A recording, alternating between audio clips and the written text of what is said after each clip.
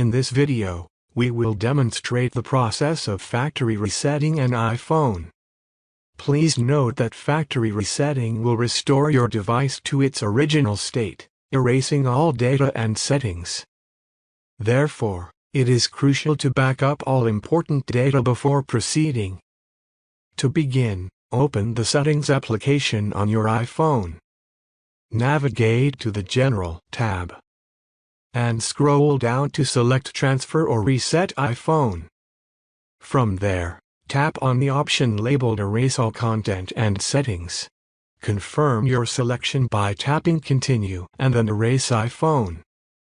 By following these steps, you can successfully factory reset your iPhone, returning it to its original state.